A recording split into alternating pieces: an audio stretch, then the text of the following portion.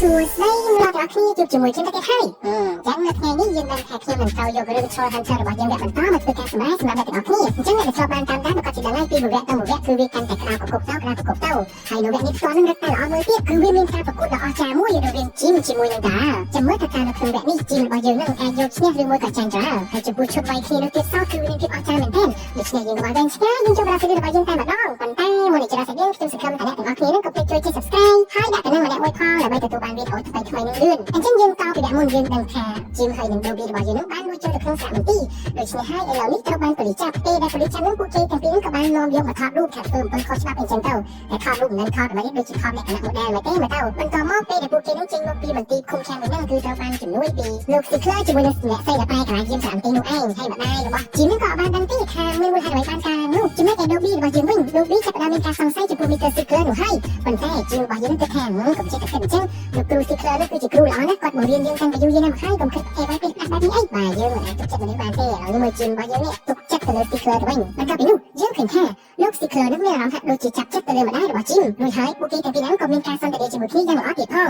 ដូច្នេះម្ដាយរបស់ Jim ក៏បានអញ្ជើញគាត់ឲ្យទៅផ្ទះហូបអាហារល្ងាចជុំគ្នាដើម្បីសងគុណគាត់ដែលបានជួយកូនគាត់ជាមួយនឹង Dobby ផងដែររួចហើយលោកគ្រូនោះគាត់ក៏បានយល់ព្រមចំណែកឯម្ដាយរបស់ Jim វិញក៏បាននិយាយថាកូនតែសុំទោស E ម្នាក់នោះ E ដែលបានជួយកូននោះ E នៅក្នុងសាមទីនោះឯងបន្ទាប់មក Jim ក៏បានចិត្តថាអូយ E បិសាចនឹងពិតជាអាក្រក់មែនសុំទោសមែនតើបន្ទាប់ពីនោះ Jim និង Dobby ក៏បានយករូបថតដែលពួកគេលួចថតក្នុងសារមន្ទីរនោះយកមកឲ្យ Blinky និង Armor ប៉ុន្តែពួកគេមើលមិនច្បាស់នោះទេដោយសារតែរូបលក្ខណៈ blur ខ្លាំងពេកចំណែកឯ Jim ក៏បានសន្និដ្ឋានថាខ្ញុំបានឃើញវាច្បាស់ណាស់វាគឺជា Spin Killer Head Bridge Spin នោះនឹងអនុញ្ញាតឲ្យកាន់មកឆ្លងកាត់ជើងភពផែនដីរបស់យើងប៉ុន្តែយើងមើលទៅ Spin នោះហាក់ដូចជាមិនដឹងថាវាជា Spin ឬក៏អីនោះទេព្រោះអីវាលក្ខណៈ blur ខ្លាំងមែនទែនតែម្ដងបន្ទាប់មក Jim ក៏បានសួររឿងប្រែកាឡាតើមាន Troll ប្រភេទណាខ្លះដែលអាចប្រែកាឡាបានព្រោះ E ម្នាក់នោះគាត់ពិតជាសាហាវខ្លាំងណាស់គាត់អាចប្រែកាឡាពី Troll ទៅជាមនុស្សបានដូច្នេះយើងប្រកាសជាដឹងហើយថាមានមនុស្សជាច្រើនដែលជា Troll នោះបានប្រឡងខ្លួនរស់នៅជាមួយមនុស្សយើងសប្តាហ៍នេះបន្ទាប់មក Blinky ក៏បានប្រាប់ថាតែពីយូរលំណាស់មកហើយក្រុមពួក Troll ចិត្តអាក្រក់បាននាំគ្នាចាប់យកក្មេងៗដែលជា Troll ចិត្តល្អហើយពួកគេនោះបានប្រើវេទមន្តពិសេសឬក៏បានបំលែងខ្លួនពួកគេនោះឲ្យទៅជាអ្វីដែលពួកគេចង់បានហើយ Troll ផ្សេងទៀតនោះក៏បានធ្វើការចាប់ខ្លួនមនុស្សផងដែរពេលដែលគេចាប់ខ្លួនមនុស្សរួចគេនឹងប្រែការទៅជាមនុស្សបន្ទាប់ពីប្រែការទៅជាមនុស្សរួច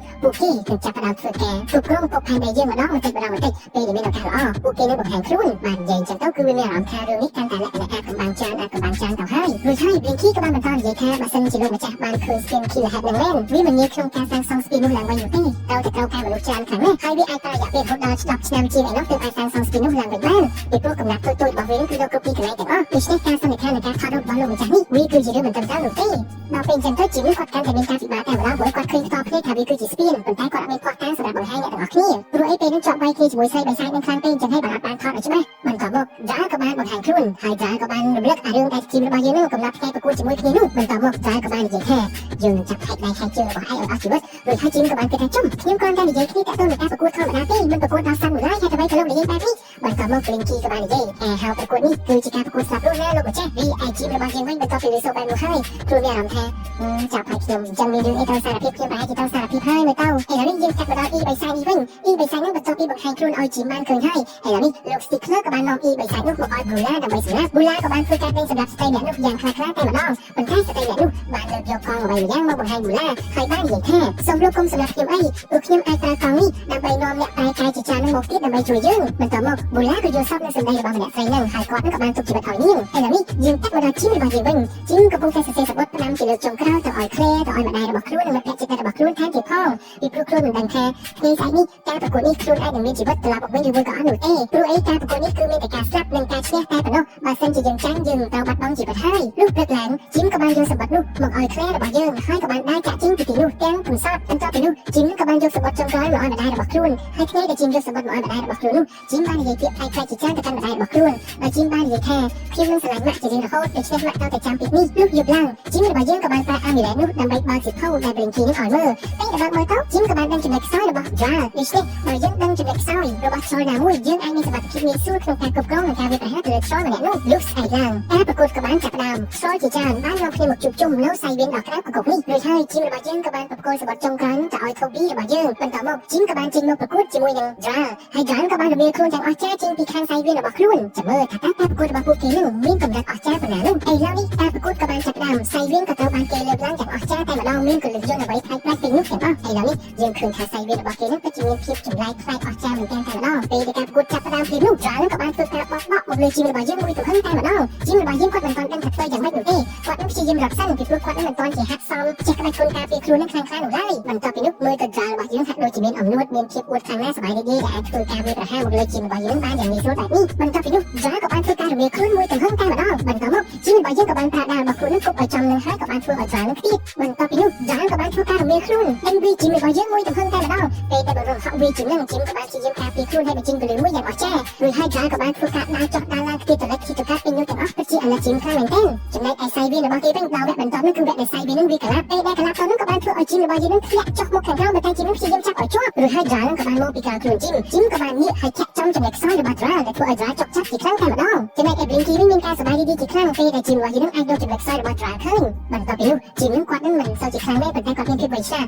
គាត់ក៏បានឃើញយ៉ាងតាក់ដៃមួយនឹងធ្លាក់ចុះធ្លាក់ឡើងដូច្នេះហើយជីមក៏បានទៅឈរក្បែរនោះបន្ទាប់មកជីមនឹងក៏បានយកគ្រឿងបន្តិចនោះចាំមកផ្ទះហើយក៏បានធ្វើការនិយាយបញ្ជាក់បញ្ជាទៅឲ្យតារារបស់យើងតារាក៏បានដើរមកទីនោះរឿងនោះអន្ទាក់នោះក៏បានធ្លាក់បុកតារាខ្ទាតមួយសំខាន់តែម្ដងហើយក៏បានធ្លាក់ចុះទៅខាងជ្រុះដូច្នេះជីមរបស់យើងនឹងមើលទៅហាក់ដូចជាឈ្នះការប្រកួតនេះហើយបន្ទាប់មកជីមក៏បានដើរមកកន្លែងតារាដែលបំបែកនឹងធ្លាក់នោះប៉ុន្តែជីមរបស់យើងដោយសារតែគាត់មានទឹកចិត្តល្អគាត់ក៏បានសម្រេចចិត្តទុកជីវិតឲ្យតារាដូច្នេះហើយជីមក៏បានទាញតារាឡើងមកខាងលើវិញដោយសុវត្ថិភាពបាទហើយមើលទៅទឹកមុខតារារបស់យើងគាត់ហាក់ដូចជាខ្វះគេខ្លាំងណាស់មើលទៅរួចហើយគ្រប់គ្នាក៏បានចំអកដកលើថានិយាយទៅការប្រកួតនឹងទៅតែមានអ្នកឈ្នះនិងអ្នកស្លាប់តែបើកាលណាទុកជីវិតឲ្យអ្នកចាញ់ស្លាប់បែបនេះកុំចូលទាំងអស់មានអារម្មណ៍ថាដូចវាមិនសមហើយនាំគ្នានិយាយឲ្យលក្ខណៈហៅថាមិនចង់ឲ្យតារាមានជីវិតបន្ទាប់មកជីមក៏បាននិយាយថាក្នុងសកម្មភាពបែបនេះយើងគួរតែសហការគ្នាយើងមិនគួរណាបោះបង់ជីវិតអ្នកដែលពូកែព្រីគ្នាបែបនេះចោលបាននោះឡើយប៉ុន្តែយើងសូមផ្សេងទៀតអត់មានអ្នកណាស្ដាប់តែម្ដងបន្ទាប់ពីនោះជីមរបស់យើងនឹងក៏បញ្ចប់ការប្រកួតហើយកោតដៃចេញពីនោះពេលដែលជីមងាកមើលមកខាងក្រោយក៏បានប្រទះឃើញថា drive របស់យើងនឹងមានប្រជាជនដែលហៅថាប្រជាជនស្រួយជុំវិញនឹងនាំគ្នាគប់កំប៉ុងគប់លំគប់ទឹកអីមកមើលងាយតែម្ដងបន្ទាប់មក Blinky ក៏បាននិយាយថាកាលណាអ្នកដែលចាញ់ឲ្យយើងទុកជីវិតឲ្យគាត់បែបនេះគឺគាត់គ្មានមុខបង្ហាញនៅក្នុងទឹកដីនេះបានឡើយដូច្នេះគាត់ទៅតម្លាក់ពួនជីវិតរបស់គាត់មួយជីវិតរបស់គាត់នឹងមិនអាចចេញមកខាងក្រៅបាននោះទេមិនអាចចូលក្នុងទឹកដីរបស់ Sol Market បានឡើយបាននិយាយទៅក៏មានអារម្មណ៍ថាអ្នកខាងរបស់យើងដែរតាមពិតគាត់ក៏មានសមត្ថភាពក្នុងការវាយគ្នាដែរប៉ុន្តែដោយសារតែគាត់នឹងចង់គេហៅថា slow ដំណែងពីឪពុករបស់ខ្លួនប៉ុន្តែមកពីអាម្នាក់នឹងអត់ព្រមចេះរើសត្រាទ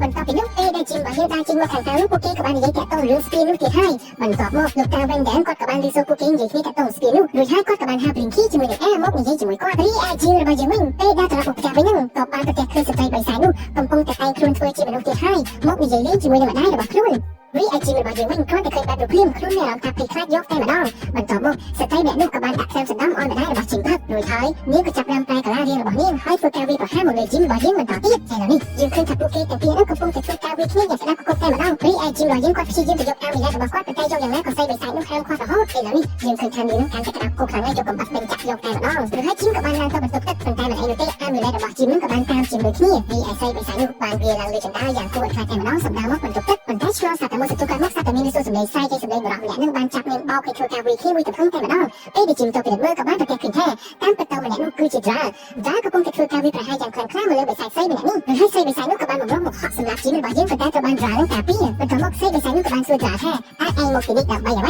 ីបន្ទាប់មក Dra របស់យើងក៏បានតបទៅវិញថាយើងមកការពារ Troll Hunter រួចហើយពួកគេទាំងពីរហ្នឹងក៏បាននាំគ្នាបន្តការវាយគ្នាបន្តទៀតទៅរីឯស្ត្រីហ្នឹងក៏ដូចហើយជាបានដៃគាត់អញ្ចឹងគាត់ក៏បានធ្វើការអាដៃរបស់ Dra ធ្វើគាត់រងរបួសមួយចំនួនតែម្ដងប៉ុន្តែជាចុងក្រោយដោយ Dra នឹងគាត់ក៏រៀងខ្លាំងដែរនោះគាត់ក៏ចាប់បោកស្ត្រីម្នាក់នោះលក្ខណៈថាបោកចុះបោកឡើងដោយតុក្កតាតែម្ដងហើយក៏ចាប់បោកយើងខ្ទាតយ៉ាងឆ្ងាយមិនដឹងទៅដល់ណានោះទេអញ្ចឹងបន្ទាប់ពីការវាយគ្នានោះចប់ជីមរបស់យើងក៏បានសួរ Dra ថាតើលោកមកសម្រាប់ខ្ញុំឬមួយក៏យ៉ាងម៉េចបន្ទាប់មក Dra ក៏បាននិយាយថាខ្ញុំមកការពារឯងពួកឯង Dra គាត់បាននិយាយថាជាបើសិនជាគាត់នៅទឹកដី Troll Market នឹងក៏គ្មាននរណាស្វាគមន៍គាត់ដែរគឺមានតែការធ្វេសទាគាត់រាល់ថ្ងៃដូច្នេះហើយគាត់ប្រហែលជាត្រូវមកលាក់ខ្លួននៅផ្ទះរបស់ជីមនេះ